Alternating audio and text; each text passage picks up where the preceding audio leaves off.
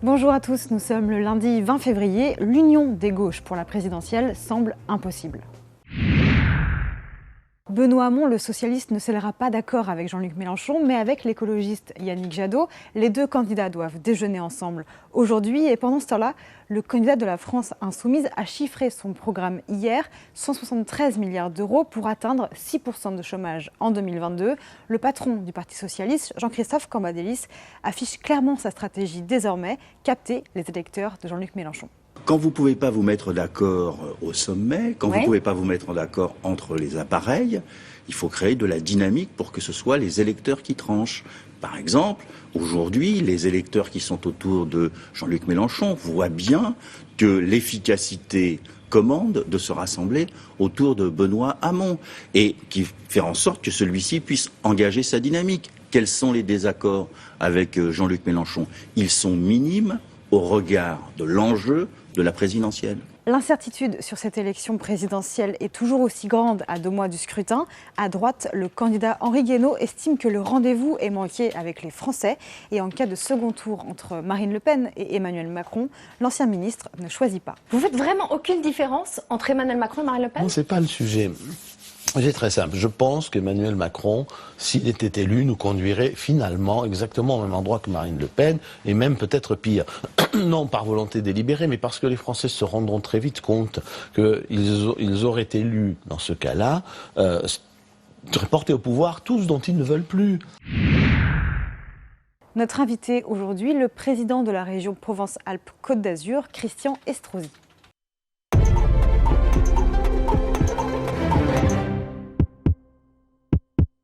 Bonjour Christian Estrosi. Bonjour. 3 thématiques politiques dans l'actualité ce matin. D'abord Benoît Hamon qui veut légaliser le cannabis, il l'a réaffirmé ce week-end au Portugal. Ensuite Henri Guénaud qui s'est exprimé ce matin et qui estime que peut-être qu'Emmanuel Macron finalement ce serait pire que Marine Le Pen s'il était élu en mai prochain.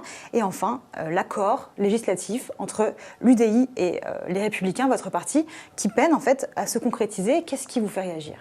Hamon. Hamon sur le cannabis. Vous êtes pour ou contre la légalisation du cannabis? Je suis bien évidemment opposé de toutes mes forces à la légalisation sur la consommation de produits toxiques, quels qu'ils soient.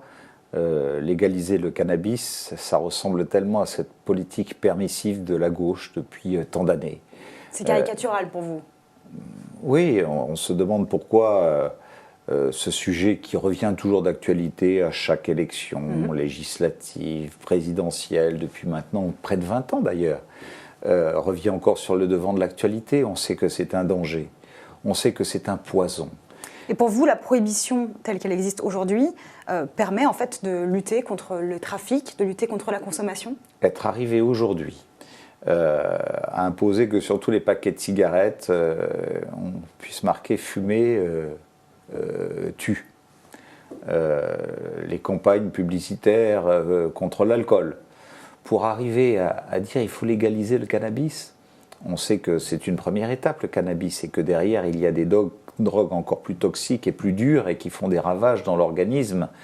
Et au moment où nous cherchons les équilibres pour financer nos caisses sociales, et pouvoir assurer une politique de santé de qualité, je crois que M. Hamon serait plus avisé de parler de la santé des Français, de la politique de prévention qui n'est pas financée ou mal financée dans notre pays, plutôt qu'au contraire susciter une politique qui aura des conséquences sur la santé. Aujourd'hui, il vaut mieux prévenir, et pour prévenir, et notamment dans une part de notre jeunesse. Donc vous, par exemple, François Fillon, dans son programme, il doit valoriser la prévention contre la consommation de drogue, c'est ça qu'il faut faire? C'est un point fondamental. Et pour moi-même, à la tête de grandes collectivités locales, financer énormément la prévention, équiper le CHU, dont je suis le président du conseil de surveillance, d'appareils de dernière génération, PET scan, scanner de dernière génération, IRM, une imagerie médicale de très très haut niveau. Et contre les trafics, j'imagine qu'à Nice, c'est une réalité, le trafic de drogue. Vous étiez le maire de Nice. Qu'est-ce qu'on fait contre les trafics de drogue? Le trafic aujourd'hui n'est pas sanctionné, on le sait. Aujourd'hui, il y a du laxisme. Je dirais qu'il faut être sans aucun laxisme à l'égard de ceux qui aujourd'hui se livrent à ces trafics. C'est bien pour ça d'ailleurs que lorsque l'on voit les émeutes auxquelles nous sommes confrontés dans un certain nombre de quartiers, il y a eu aussi dans notre pays des territoires perdus de la République qui font qu'il y a des incompréhensions entre une partie des Français et une autre.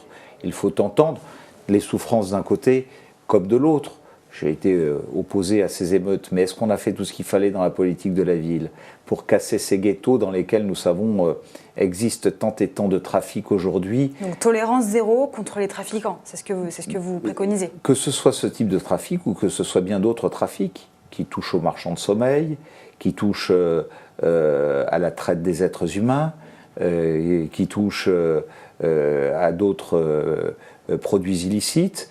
Aujourd'hui, malheureusement, dans notre pays, il y a un marché qui sert de revenus dans des proportions considérables, souvent à des criminels qui sont aussi à l'extérieur de nos frontières, qui ont simplement par délégation des gens qui leur servent un peu d'esclaves pour se livrer à ces trafics ici, qui sont bien protégés chez eux.